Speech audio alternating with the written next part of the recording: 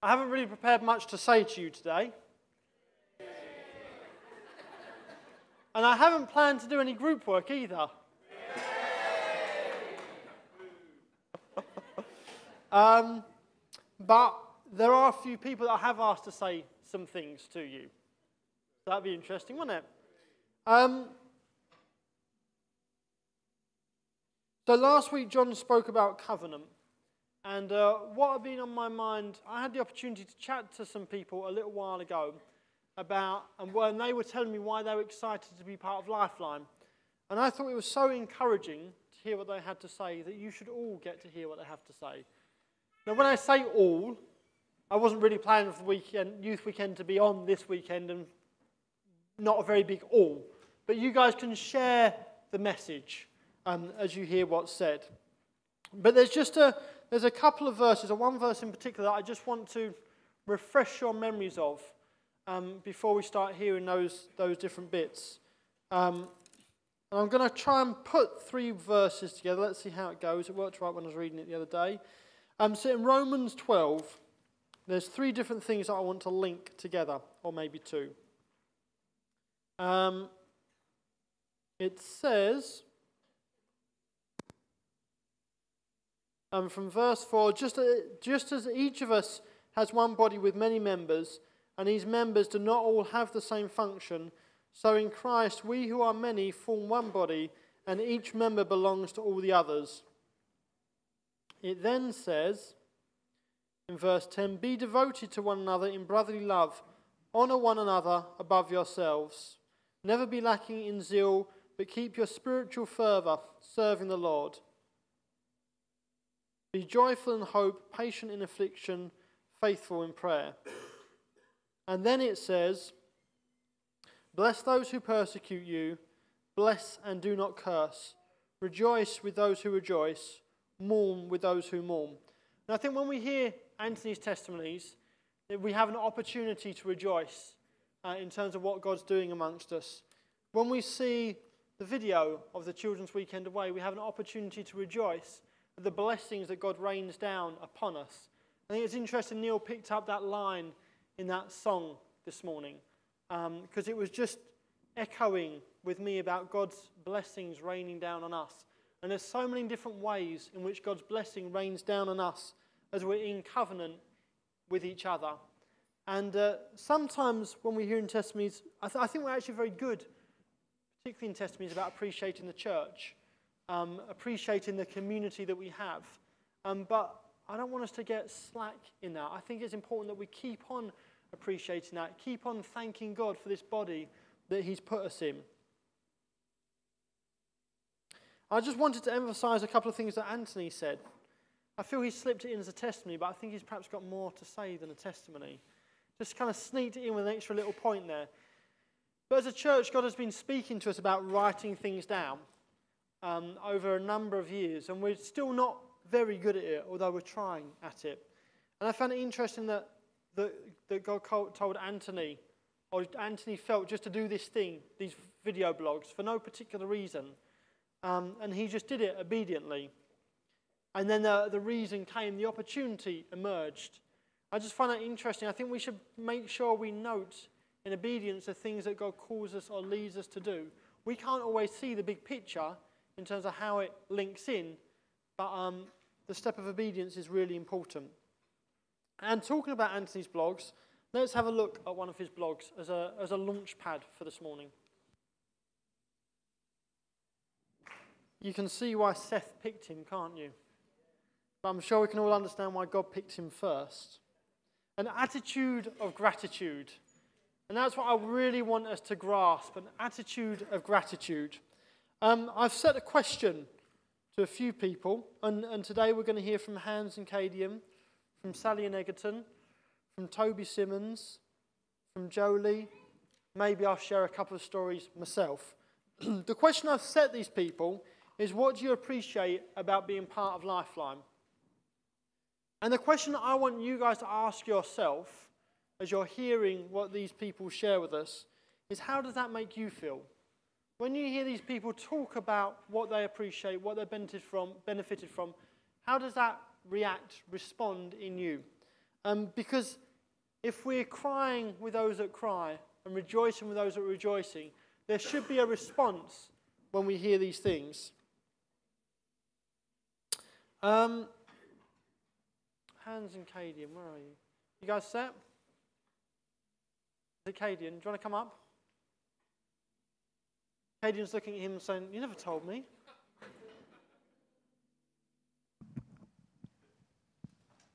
Now, I haven't planned to ask questions, but if you say anything, I'm going to sit there, and if you say anything that I'm intrigued about, I'm just going to interrupt you and ask an extra question. Hello, everybody. Nathan was right. Hans didn't tell me. Well, told me last night. Hans! But I suppose I shouldn't need too much of a preparation. But pretty much, I first knew, Hans knew about Lifeline before I did. I first came to the UK in 2001, and I made one visit to Lifeline, and that was based on Hans having visited before. And he told me how great the community was. And I came the once, and yes, I was quite intrigued by it. I really liked what I saw.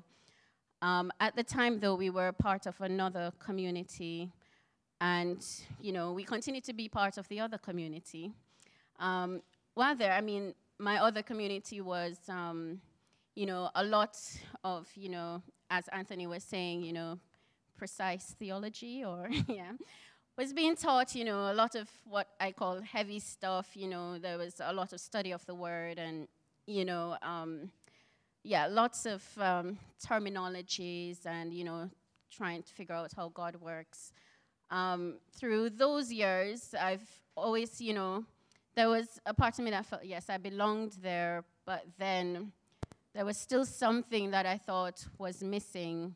And yes, I had husband, I had children, but I still thought, is it? Sorry? I was contented, but when you're happy, but you just know that there is something missing? Yes, sort of like that. But anyway, it so happened that we came to a crossroads last year where we, made, it was a very brave decision, and we made a decision because we felt that this is what God wanted us to do, which was not to stop going to our other community. Mind you, we had lots of friends there, people that we loved, people that we had a lot of history with, but we just felt that God wanted to take us somewhere else to kind of change the nature of our walk with Him. So we stopped for a few months, and in the back of our heads we said, oh, we need to visit Lifeline again, because I just felt that there was something there that we needed to see or hear. So at the end of, so we stopped going to the other community from August, and about the end of December we said, yes, we'll come to Lifeline, because, we felt a prompting in the Spirit to do so. So January we came, and when we walked through the door, I was immediately impressed by the welcome.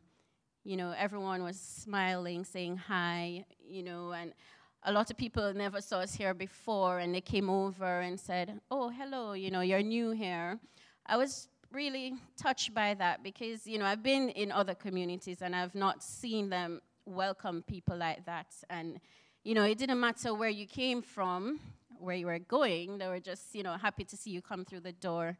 And I was really touched by how people were inviting us over for dinner and tea and coffee, and I was like, wow. And for me, it was, they didn't know us really, but, there was just, I just found you were very warm, very welcoming, and that spoke millions to me. And it seemed simple, and it might seem simple to you, but that is a very powerful thing.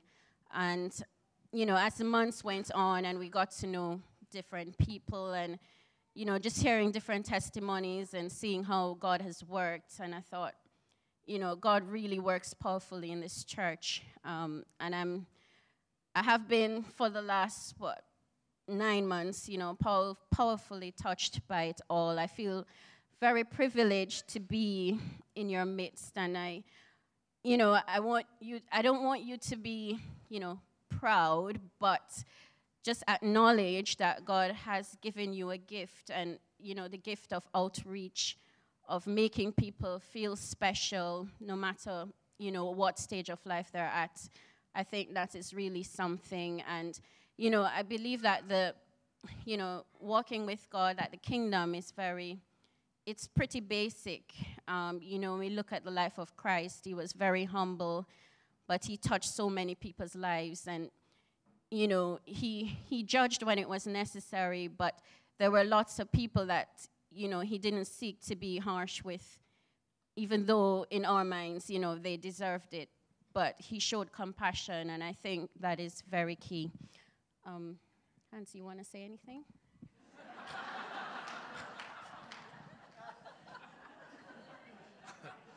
I'll be brief. John has harassed me. He said about 2 or 3 times, he said I needed to share. I should give it as a testimony sometime. It was just recounting an event that took place in the January.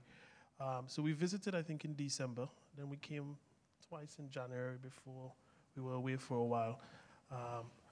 But Kadian and the family was very excited that we were now interacting, because we had a 6-month gap that we were at home, just fellowshipping as a family on a Sunday. So the kids were liking the interaction again, making new friends as they would. And Kadian was pretty touched by the pastoral / welcoming of the feel of the community. And one night after flying back into the UK, I went out on a day trip for business. Probably 20 minutes from landing in London City, there was just a sharp turn on the plane. It was a corporate jet, so it just flung at a right angle. And when there's air turbulence, but that was just different. It just went sharply to the right. And everybody got up in the plane, and everybody was a bit like, what's going on? And then the pilot came on and said, look, we just lost an engine. Well, by that time, the plane was kind of flying this way. And he said, we just lost an engine, and we're going to make an emergency landing in Stansted. We're not going to make it back to London City. And where time kind of stood still for a while. All the iPads and all the slick leather cases, nothing seemed to make sense. Everybody who was chatting in the morning and now chatting back in the evening on the way back, everybody just seemed to be, they were just like looking into themselves. It's hard to describe. They were just sitting, and their eyeballs seemed to come out, and they were just staring at something here and just reflecting. And the plane started to fly low. I was looking outside. I'm saying, all these people in, that would have been Cambridgeshire, don't know they're going to be visited by a loud bang just now. And then I started to smirk. And I said, Hans, you got to control yourself. These people are all terrified. There were probably about 15 of us on the plane. And just one split second, there was just a sense of real achievement that came over me. I just said, God, I've done it. My family is in a place that even though I die now, I don't see my kids grow up. I believe that they can build relationships. I believe they could see patterns. I believe that, I have led them into a place that I could meet you and feel contented that I've done my part. And just then, time started running again, and the plane was blue lights in the distance, a lot of fire engines. We finally got to the runway. It went down to the end of the runway. A lot of people seem to have been incontinent because they ran to the toilet soon after. But and then the bravadoness started again. People started their Twitter blogs or whatever it is. Everybody started now chatting again about their experience. And just for that one brief moment, God created that anxiety. But for me, it gave me a sense of peace that the decisions I took, were in keeping with his plan. And since then, we have made some decisions. We have given up jobs. We have moved house. We threw the whole hog in. In fact, when we decided to move, that was when, guys, back in July, I think July, the Griffins and Nathan and they came up to help us pack. We had nowhere to move to. Houses and everything were lined up. In fact, it wasn't happening for months. everybody got involved. John, Debbie, different people were giving us numbers. And then we just said, no, we're going to do it. So we got all packed and then had nowhere to go because the deal fell through the day just before we moved. And I remember different people volunteering, no, you could come stay by us, until things transition. And I was like, I'm now making friends. They're going to hear me snore, and then I'm going to lose all these friends. God is setting me up here. But as it turned out, we moved out that night. We were trying to get into our hotels. No hotels in the area we could get to. Down in Canary Wharf, no hotels at all. But finally, we bumped by some cousins the night. And by early in the morning, the real estate agents called and said everything has gone through. All the complications are sorted, and they're going to bring across the keys. And yeah, that was it. We moved into Romford. Not ideally, we wanted to be in Goodmayes. But just finishing off, the one thing that really touched me is about 2 months ago, I was sitting down just in the back there, and I can't remember what was going on in front. But Taylor, the 9-year-old, just leant across. During the meeting, we were all focused in front. And she said, Daddy, I really like this church. And she just went back and she continued listening. And that it just melted my heart, because, Kadian could express, yeah, this is nice, this is where I think we should be. But for her just to, in the middle of a service, and back. And it's almost like it didn't happen. And I didn't hear anything else for the rest of the service. I was just off in a zone. So, we staked all, and God has came through fantastically. And I believe that is not just God rewarding our act of faith and bringing to rest a sense of journeying and sojourning in our hearts, but it's, again, I think a testimony of who you are, that as we earthed ourselves here, forget the back thing. I never experienced healing. And then we had the leadership chat, and Nathan and Avril said, come on, I think this is spiritual. In fact, when I first came here, I said, everybody in this church has a story of being sick in the history. Always some sickness. And Kadian knows me, I don't do sickness. It's just something not me. And suddenly, I had this back pain this week and a couple other bouts of sickness that I even had to go into hospital. And then Nathan said, I think this is spiritual. And Avril and him, before the meeting, placed oil and they just prayed. And the next morning, I think I shared it once, just like that, I experienced healing. And 2 weeks ago, and I think, as I said, I believe is part of the energy that is in the community, that things happen. We said 2 weeks ago, when Debbie and John, everybody was helping us to try to get into schools. But because we were going to the Caribbean, we decided to homeschool.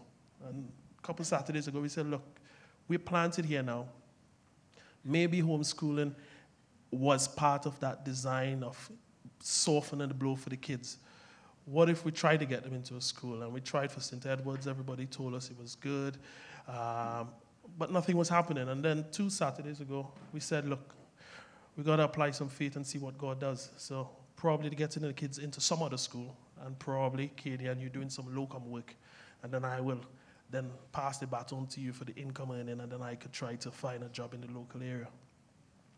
Within half an hour, the postman came, and the letter was, the kids got into St. Edward's, which, if you know, Tia is just around the corner, yeah? It's just around the corner. And everybody was telling about the 2-year waiting list and all that stuff. So we were like, wow, we were just talking about that a few minutes ago. And then the phone rang.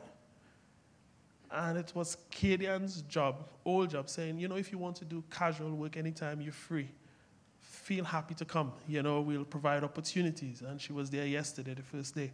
So it was again like, what's wrong with these people? There's some kind of richness that is connected to them, because within 45 minutes of kind of casually just talking on a Saturday morning, what about the kids going to school? And what about you taking back up some locum work that don't contrast with the kids' routine?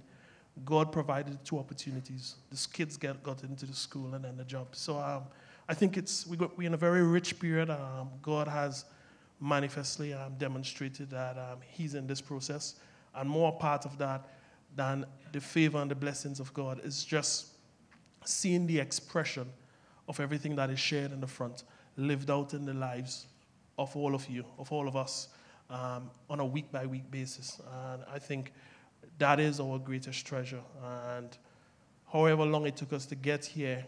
However, we may at some times, as Anthony said, see the ills of even, living life, the addiction, the other problems that may come.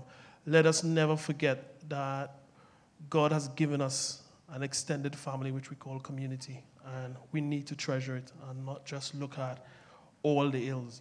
For us, it was an 11-year journey to get here. For others, it's probably longer, but for all of us, together, there is a life that is produced that we must not grow complacent with and just take for normal. All right? That's it. That's encouraging, isn't it? Who wants to join that church? Good. So they felt welcome. The children were happy. There was breakthrough in terms of healings, in terms of work, in terms of school, and they found an extended family. Not bad, is it? That feels like blessing raining down, doesn't it? And that's what we're involved in. Okay. Let's hear from Sally and Egerton. Now, I spoke to Egerton, and then Sally phoned me back to confirm, just to prove that they had effectively communicated as a couple.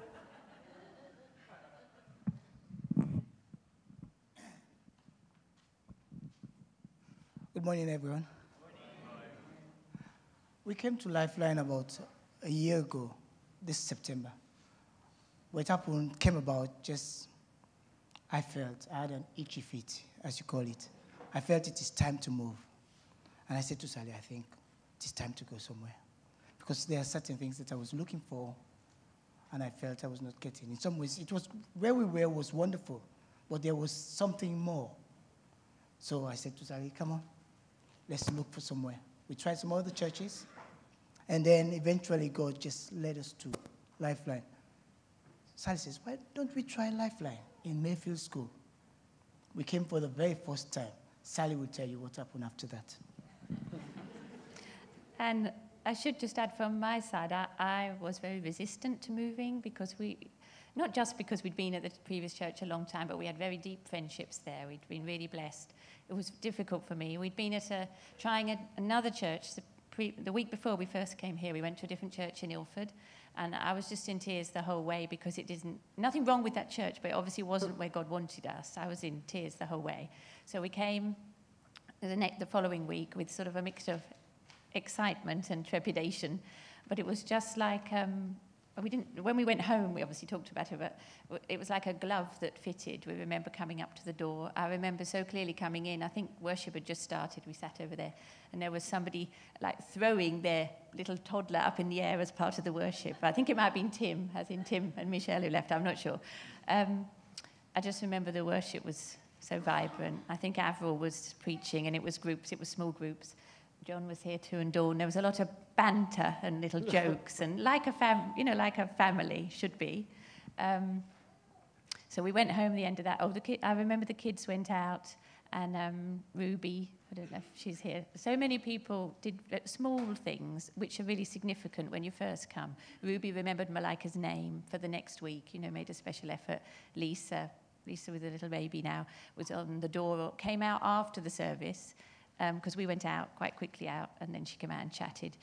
Seemingly insignificant small things that people did that were hugely important, because it's actually very overwhelming when you first come in, because it's big and vibrant, and we just feel it was so important, all those little things that happened, even on the first day. So we went home and looked at each other and were like, I think we might go back there. And then the next week, it was even more overwhelming because, well, from the first week, Leonie had said, we've got shared lunch next week, do you want to come? So we went to the shared lunch, but then as Hans was saying as well, the invitations for lunch and coffee and meeting just flooded in. It was really overwhelming in a really wonderful way. Rachel came round. We met people who live really near us, Rachel and Susie, who geographically live very close. Many people did small things, but which were so important. And we were going through a difficult time. Somebody I remember came to pray with us who we'd never actually spoken before. He came with somebody else. They knocked on the door and said, can we come in and pray? People really caring and loving towards us. And I remember John saying last week about how the togetherness is a way of showing God's majesty on earth, and really that's how it's been for us. On the whole, we've enjoyed our time here, and we're enjoying it still. You know, some of the things that we take for granted, we've got to keep our eyes on the little things. It was Lisa at the door at that time. She was doing what she normally does as a steward. Yeah? But that made a difference in our lives. The Bible says, despise not the day of small things. They were just doing their job or their calling, fulfilling their calling. But that made an impression on us, and we stayed. You want to be in a place where you feel loved? We've got the ingredients here at Lifeline. God has given us all that, and I believe it works. House group, Ginny, my mentor. In a church as big as this, it can be overwhelming. But belonging to a house group where I feel looked after, we feel, we belong in some ways. From the very first day, that's massive. That made an impression on me. And on us as well. The kids feel welcome. Seriously, we've got the ingredients for massive. We've got what God is looking for and what God has equipped us with that. I'm using the we because I feel part of it. I feel I've got something to give and you've got something to give. We share, we work together, and we build a massive community that people would come in and say, I want to be part of that. Like we've done. We are part of a wonderful church and a vibrant church. Brilliant, thank you, that's good.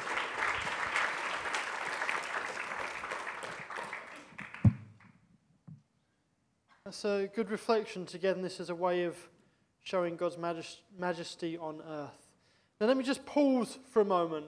So as you guys hear this, are you remembering to ask the question, how does it make me feel? I want you to be asking, how does it make me feel? What's my response to this?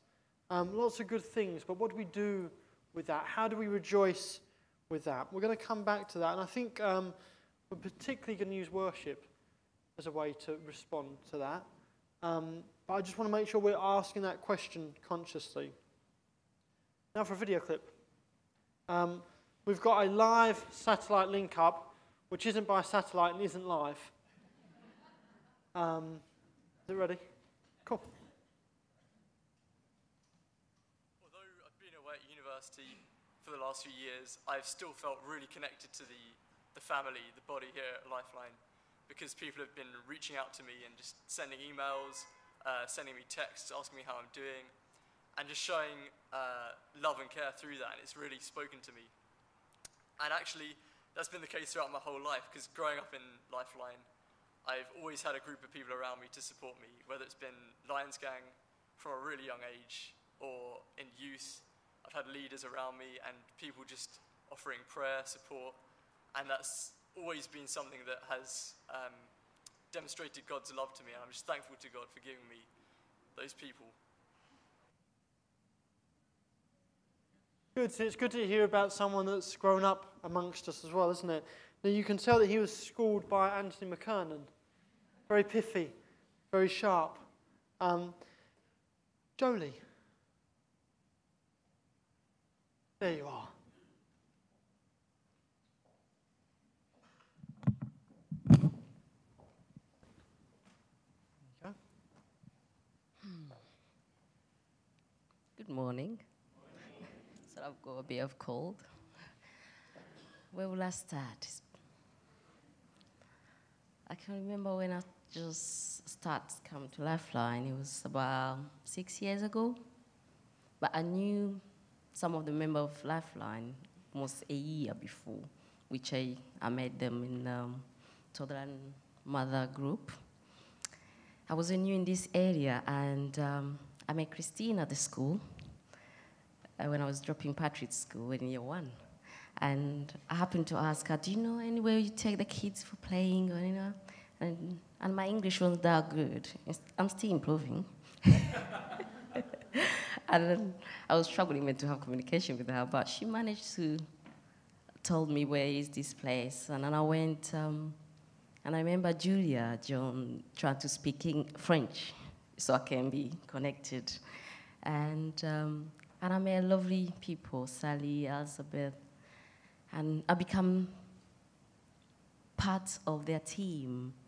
And then one day happened when they're all talking about going church holiday, and we were having lunch, and then they end up telling one of my friend Melina, do you have tent? And all that. I said, where you going? I asked them, and they're like, we going on a holiday without me? They were shocked. Say, yeah, why are we going without you? And just that question, and Sally just said, oh, we're gonna figure out how we're gonna have to go with you. It was like a couple of days they're about to go. Somehow they managed to find. They asked me, have you camping before? I said, no, as far as I can. Maybe when I was at school as a scout. Okay. But I felt if I'm with you, I'll be fine. And then it happened to, God knew that I can't cope with camping. And then somehow there was, a caravan available. I have to share with the strangers, which I didn't know. And that night, the night before we were going to travel, it was Lisa Webb. She was going to give us a lift to go. So I have to meet 2 people I have to share with, and who's going to drive us. That I was touched by, because while they didn't know me, but they wanted to include me. And I remember saying, Rachel and Avro, I asked, do they have children? No. Oh, so I say, my children are really noisy and they're small. How are they gonna cope with it? But guess what? Since then, they become actually part of family.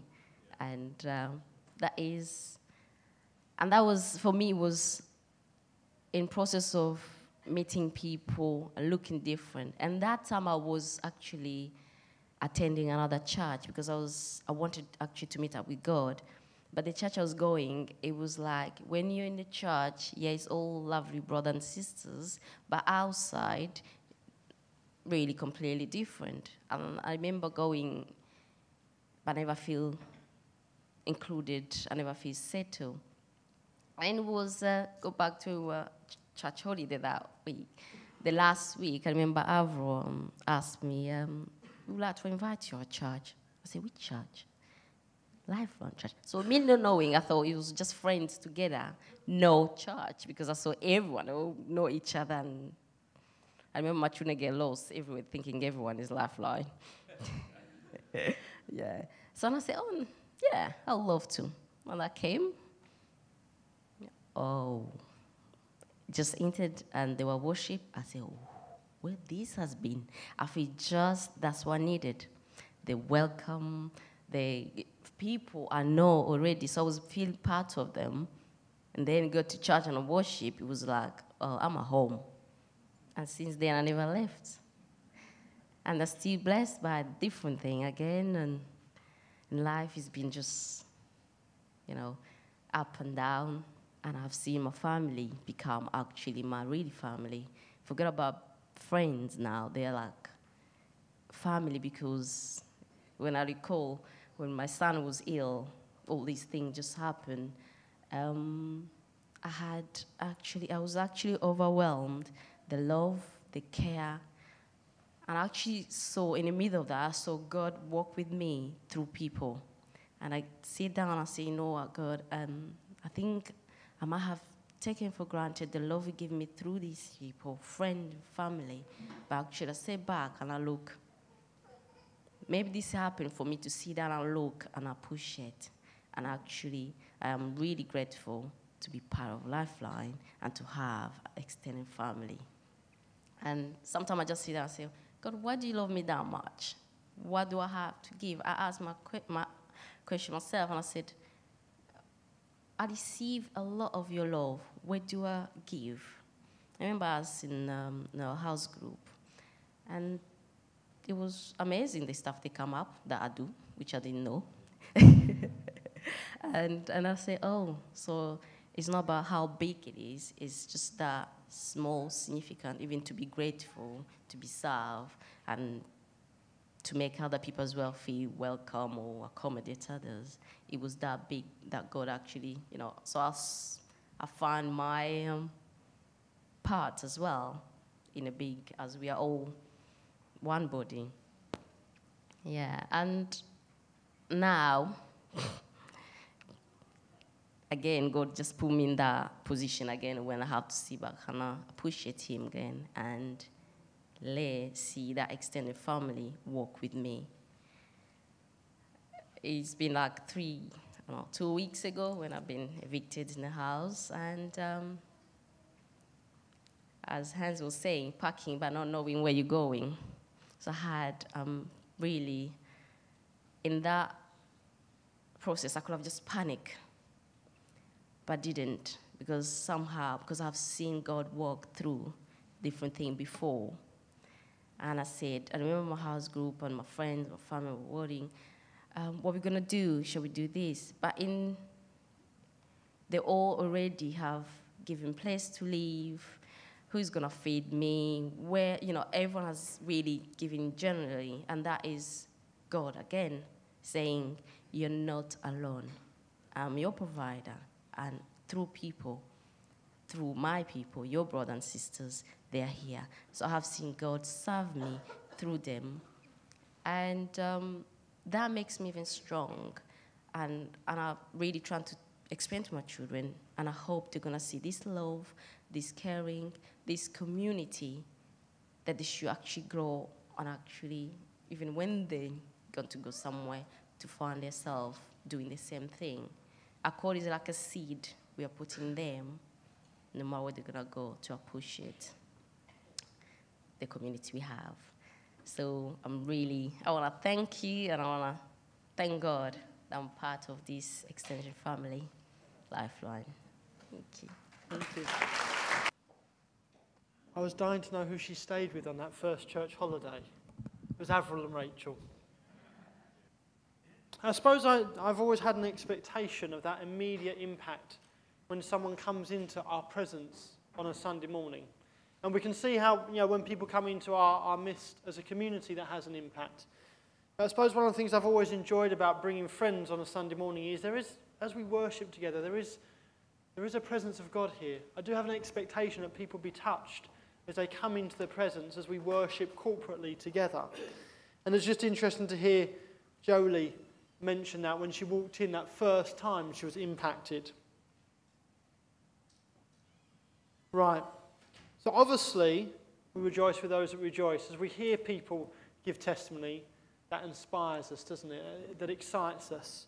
One of the things for me, and I've been mulling over that question over the last week, and having grown up in this church and having been blessed in many ways, including probably at times when I wasn't so engaged with church and interested in what was going on, having people that cared about me, were interested for me, prayed for me, I think that's had an impact on my life. I think particularly when Judy and I were preparing to get married, we really tested the church in terms of its resource to help people get married. Two strong minds coming together. The phrase iron sharpening iron has always been appropriate. I remember Andrew and Julia, at a particular crisis point, turning round on the A13 from their shop trip to Lakeside to come back and help sort us out. And then, calling in backup elders to help us and being available at a moment's notice. Oh, it's amazing. Yeah, I really tested our systems. We really tested our systems. I think at times of being unwell and having people that will come and pray, or people that come and give medical opinions, isn't it great having Ken part of us, our resident doctor?